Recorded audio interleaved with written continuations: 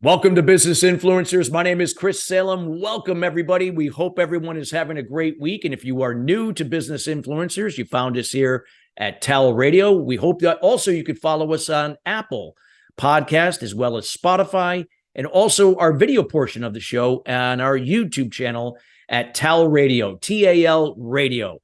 Again, we want to thank all of you that are listening each and every week as the show continues to grow. It's because of you we are where we are at. And again, if you have any insights or feedback as to subject matter content that you would like to see moving forward, feel free to reach out to us at chris@christophersalem.com. That's chris@christophersalem.com. Today's show is being brought to you by Alumni Direct. Alumni Direct is a new social media community platform dedicated to bringing alumni together from all different generational types and an opportunity to meet new people for the first time. This is a paid membership program that takes all the noise out of social media, but allows you now to post genuine content and forming genuine, authentic relationships with others, and offers a wide array of different services, especially for business owners, that is not available elsewhere. Feel free to reach out to them at alumnidirect.com. That's alumnidirect.com. And also, final note, they do have a athlete's corner called From Athlete to Entrepreneur, where any former professional athletes that are now going into everyday life and into business, there is a platform there for you as well. Again, check them out at alumnidirect.com. That's alumnidirect.com. Today's show, we're going to be talking about the Hounds of Business. Yes, the Hounds of Business. You heard me right. We're going to be with our guest, Michael Ashabraner, and he is known as the Redneck Financial Advisor. And I have personally gotten to know Michael. He has got a great sense of humor, just a genuine, authentic, great guy, and he is going to deliver so much value for you here today. But a little bit about Mike before I introduce him. He grew up poor in the foothills of Kentucky. He was taught the importance of a good education and work ethic, and always had a knack for bringing people together. Despite these admirable qualities, in 2010, he found himself in a tough spot many Americans have faced, bankruptcy. He immediately reached out to a financial advisor who quickly became a mentor and helped him turn his life around. He even encouraged him to leverage his own experience to become a financial coach and help others. That business rapidly grew, and Mike found himself at the center of another major epiphany.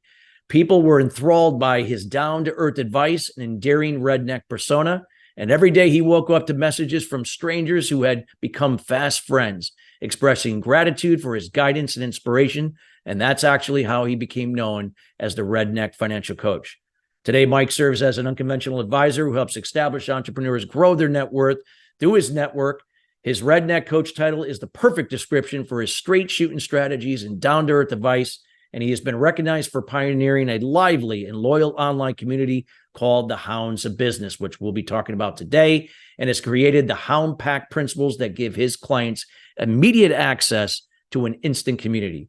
He is a multi-certified financial advisor known for helping his clients fund their future and multiply their money. And of course, he is world famous for his camouflage cap and cool country proverbs that leave crowds calling for an encore.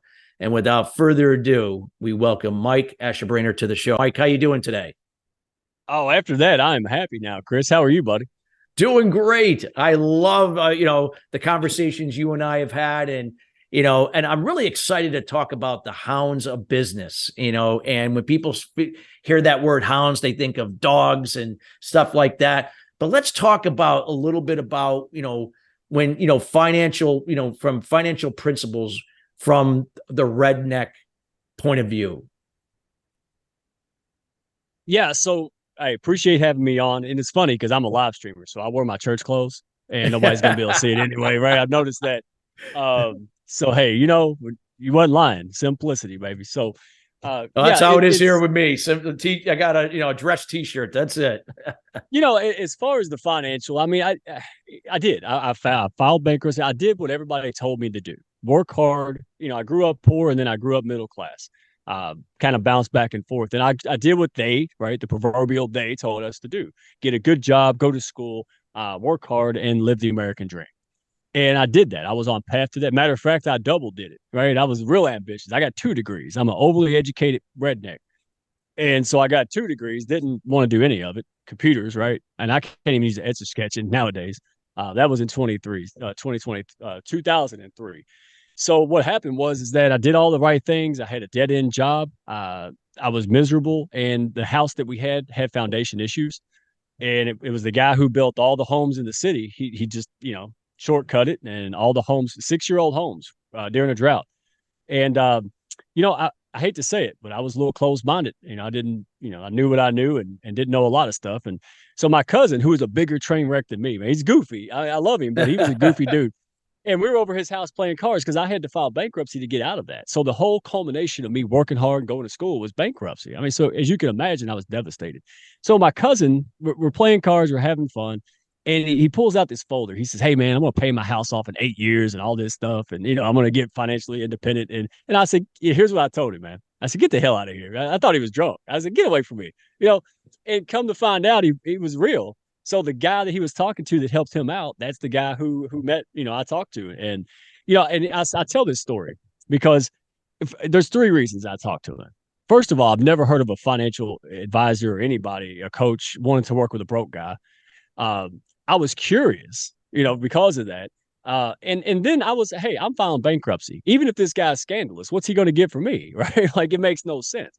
So that was the key. That was when not just my life changed and I learned what I didn't know, but I learned to be open-minded. And I think that's what really started the trajectory of my life starting to slowly change. It wasn't easy. It wasn't upwards all the way. It was very much a struggle. But it was just that open mind, saying no only after I knew what the heck I was saying no to. Like, now I examine everything. I say yes to opportunities left and right. So that's really what the principle that kind of launched me from this dead end job and narrow mindedness. When life kicks you, you can either stay down and cry about it, or you could do something about it. Wow, that's awesome.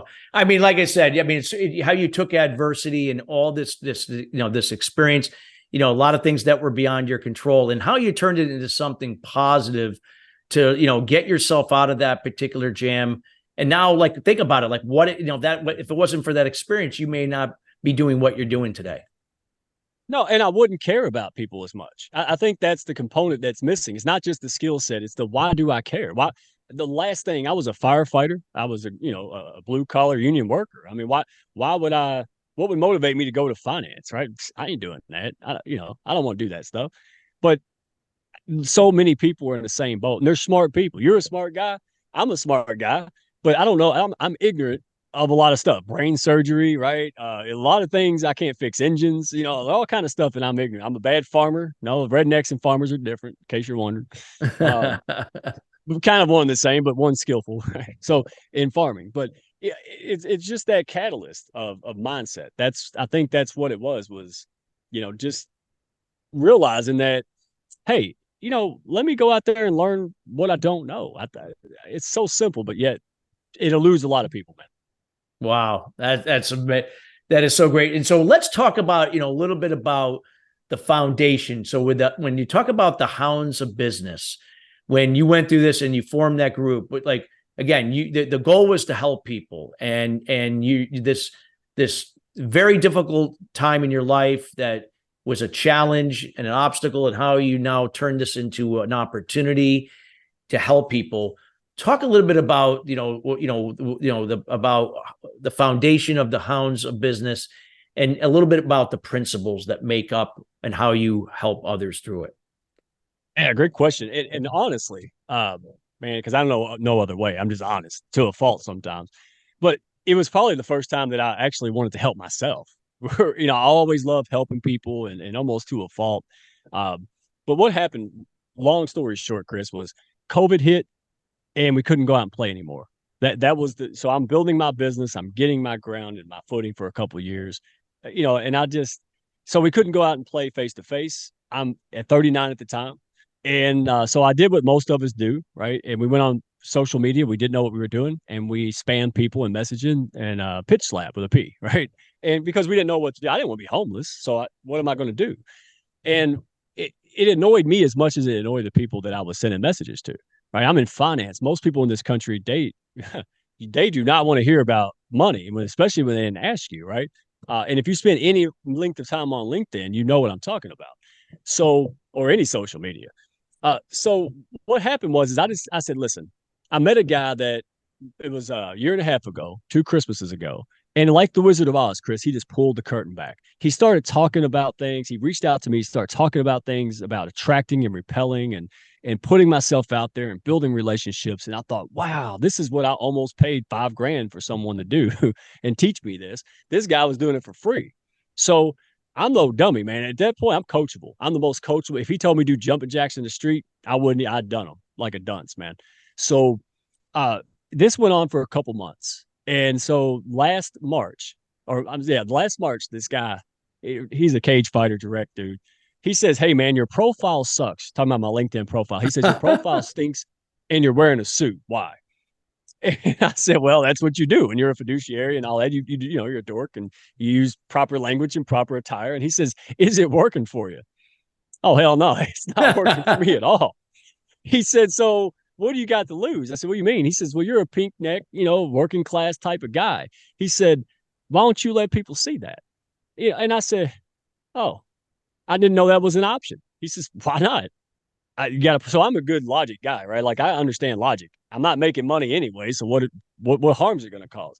I tell you what, that was the launching pad for the Hounds. I had no idea I didn't set out to build a community. Quite honestly, all I wanted to do was like Chris Rock jokes about Zuckerberg making Facebook to make friends, right? That's basically what I was doing. I said, instead of hitting people upside the head with stuff they don't want to know about yet, how about I just use my LinkedIn growth experience since I'm growing in all my life experience, things that I've learned. How about I just meet people where they're at, teach them, love on them, and build that know, like, and trust? Because I already have the best value. Nobody can compete with me. And that's not cocky talk. That's the truth. Just the way it's designed. But nobody cared because they didn't know who I was. I look like everyone else, right? And that's true for any industry you're in.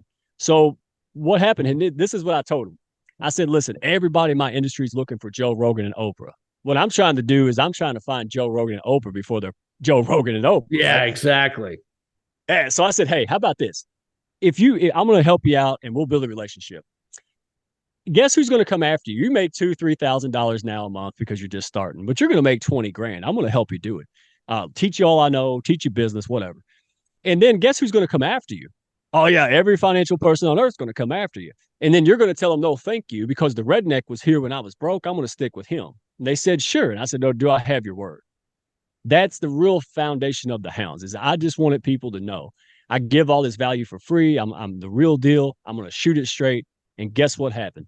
That people started not just referring, endorsing, going out of their way to bring people and bring opportunities to me.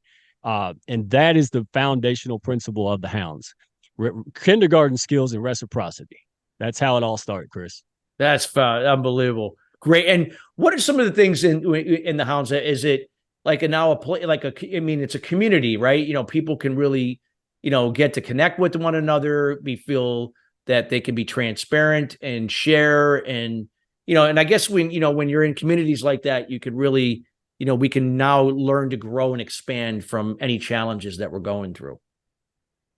Oh yeah, absolutely. And again, I look at this. I don't knock other people. Everybody's got styles. Like there's transactional people. If you sell trinkets on eBay or Amazon, you probably don't need this that much. You probably could, but you don't need the relationship and relying on people to endorse you and all these kind of things. So it's not that eagles and penguins are better than one another. It's just I don't have anything in common with a flightless bird living in the Arctic, right? Yeah, exactly. So that's what this is. It's about attracting, like a bug zapper, right? Trying to get people to see who you are. And so a lot of entrepreneurs, people who are transitioning from careers into entrepreneurship, people who are maybe they made their first million, but they're ambitious and they want their second million, right? They want to expand into territories. So, but what separates us from most is that we're not trying to just vanity metrics on LinkedIn and growth. We're not trying to just make money.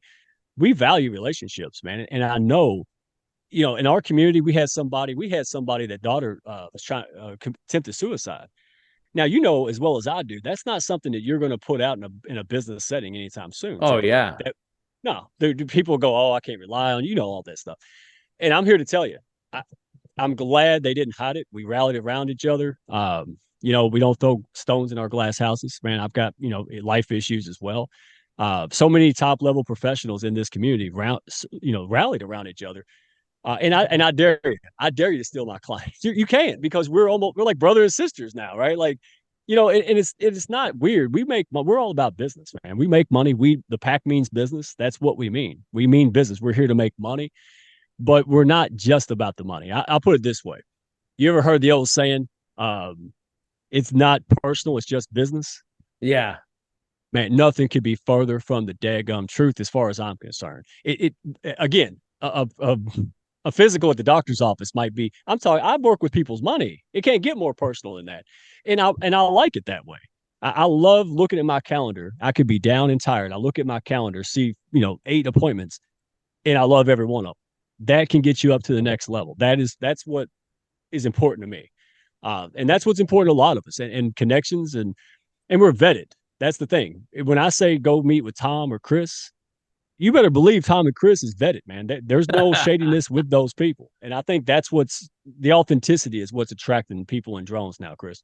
That's great. That's great. I love it. I love when I see communities like that where it's built upon, open communication, values, transparency. But hey, we're here to make money together.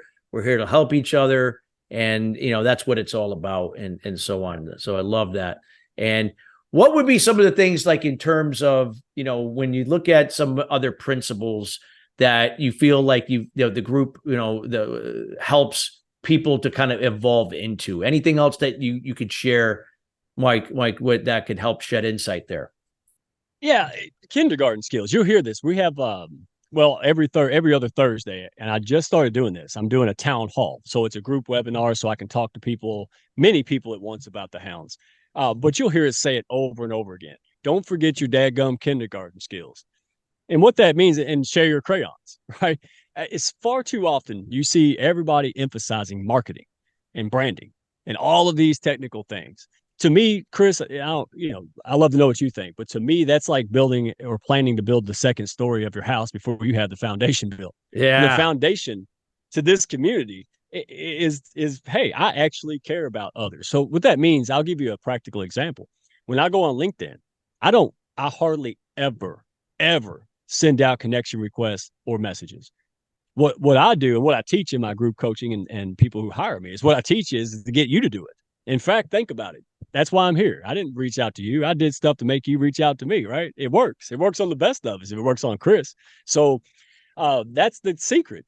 And how do you do it? Well, there's many ways to do it, but the ultimate way is bringing somebody value. I don't lead with what I do. You don't care. You got your own business. You got stuff to do in your life. You don't care about me, but you will care about me if I'm bringing you lots of value. So a concrete example, somebody said, go check this lady's live stream. Lady didn't have hardly any followers, had 2,000 followers, which ain't nothing on LinkedIn, right? And people don't really take it seriously. So I got on there, and I was loving what I see. And I'm like, this is a real person who just needs a boost, just like me a year ago. So I said, I'm going to call in the Hounds. I put that in the comments, and you can see the eye roll, like, who is this goofy dude? What's that? And then 22 people show up in 5 minutes to watch your show. Now, let me ask you a question. If you were doing a live stream and 2 people was all that ever watched you, and now you got 25 because a guy in a camo hat popped up and said hi, you probably want to meet that guy if you want to keep doing that. So those are the type of principles that just kind of caught on. I mean, I'm like the anorexic, Santa Claus out here, man. It's like, hey, and good people reciprocate.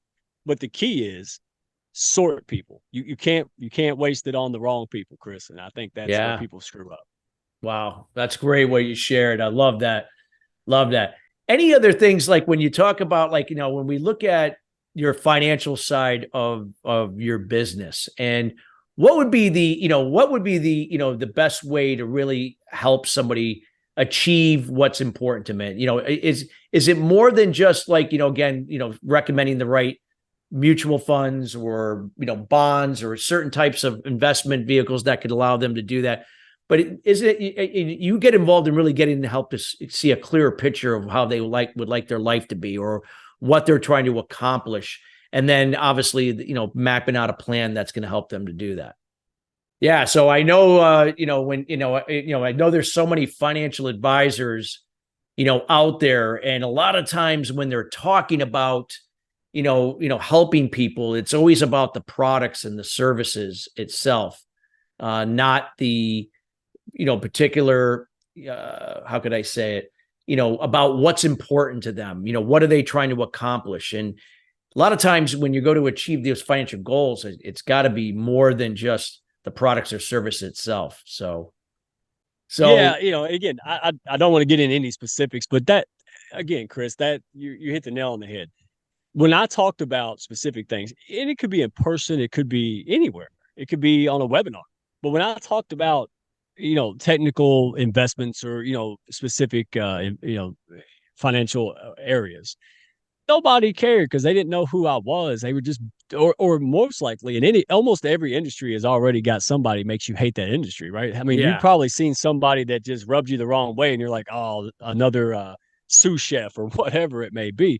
So I think what happened is I realized, stop talking. Nobody asked you about money. Nobody asked you to give them that. What I did is I started looking around at life, and I started focusing on the values of the things that I enjoyed, the things that were important, my family, how I interacted with my daughters, because just to say, hey, I like to work mostly with, single professional women sounds weird, but there's a reason behind it. It's not weird. It's because I have daughters, right? And I want them to grow up in a better way. And I want them to have businesses and do whatever they want to do, if that's the case. And I started talking about that and talking about it in person, on LinkedIn, wherever I could talk about it. And that's what I think people fail at. Well, that's not going to get you business. We don't need all that jazz. We're here to make money only. Yeah, but when's the last time you wanted to happily pay somebody you hated, Chris? I mean, come on, dude. I want to have somebody that's vested interest in what's important to me, or helps me to pinpoint what could be important, and then guiding me to, get there. It doesn't mean that it's all. That's why you're an advisor. It's not just about the finances, it's about helping them really carve out what's important in their life. And then we can work on the means to get the money that's necessary to make that happen. Yo, that's it. I spend lots of time talking about in layman's terms. I talk about chickens. I explain using a farm analogy. 3 minutes, teach you everything you need to know about it. But the point is we have plain discussions. I'll give you an example. So I go to my cousin's neck of the woods. That's real redneck. So I sit down and I'm start talking about yields, and you can hear the shotguns clicking. You don't go to the country talking all weird and foreign language, right? You don't talk about dividends and stuff.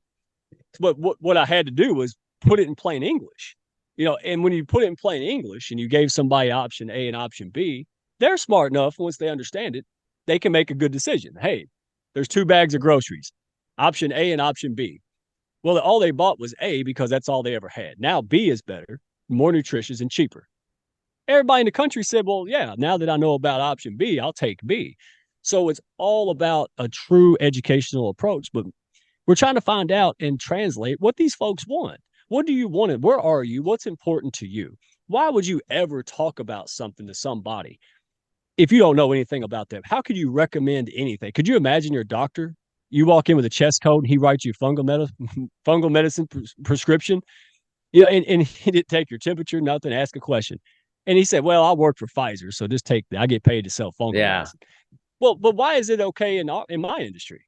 Well, the answer is not okay. It's just people don't know any different. So whether it's my industry, whether it's LinkedIn, whether it's whatever, just start talking to people, and you can't fake it. Actually care about them. Go at your business with hey, how can I truly help this person? And I won't hire. I won't let people hire me if they're not a good fit. I'll recommend them to some other person. I do it on every aspect. Oh yeah, it's integrity. Value is so important. Yeah, that's it. Wow, this is powerful stuff. I mean, Michael, I know you have so much more to share, and I know we this is only a half an hour show, and I know we got to have you back on for round 2, talk about more about the principles of being a part of the Hounds of Business. I would like to people learn a little bit more about you, how they can get in contact with you, also information how they can learn more about the Hounds of Business. And you have this next minute or so, if you could share that information and how people can get to know you, reach out to you, and learn more about the Hounds of Business. Oh, absolutely. So Mike Ashabraner. All right. So I doubt anybody will be able to spell that on LinkedIn. Or the simple way is to go to the website. It's still being built, but there's enough there to find me, and you can contact me. It's redneckfinancialcoach.com. So redneckfinancialcoach.com. That'll has all my social media links, all the silly stuff. And yeah, you can see me doing redneck Pilates. It's not a joke. All right. So go ahead and laugh, but it's good stuff. All right. But more than anything, Chris, appreciate the opportunity. I'm all about just being there for people. If people want to do better in life, I don't know about you, but I had negative tapes telling me I'm not good enough for 40 years. And the Hounds, my business, why I get up in the morning, all points to one thing, man. It's about pushing somebody up. There's so many unhappy people with so many daggum skills and talents, and they're just suppressed. This is not a place you're going to be judged. Now, you can't sit around and be your same old self here either, right? You're not going to just sit around and be lazy and nothing. But you don't have to worry about being judged, man. We're just here to push people up. We're going to do things, all boats rise. So if you're looking for that kind of community where people are vetted, it may not be your cup of tea. You can come and go. I don't have an ego in this. I just want people to come and get in where they fit in. And if you don't fit in, come back later. Does that make sense? That makes sense. Well, Beautiful. Michael, thank you so much for taking the time out of your schedule to be with us here today. So much great information. Thank you so much. We appreciate you and all that you do. My pleasure. Hey, great show. I'll come back anytime. I'm looking forward to it, Chris. We love to have you. And again, listeners, those listening later, feel free to reach out to Michael, get to know them, and get involved with the Hounds of Business. You will not regret it. And again, all that information will also be here in the show notes on how you can reach Michael, not only on LinkedIn, but also at his website and the other areas you'll find him here on social media. With that being said, we want to thank you listeners each and every week joining us here at Business Influencers. Again, if you have any questions, feel free to reach out to Michael direct, or you can reach out to us and we'll make sure to put you in touch with him. And if you have any questions about future content you'd like to see here on the show, reach out again at chris@christophersalem.com. Till then, everybody have a great rest of your week, and we'll see you next week. Take care.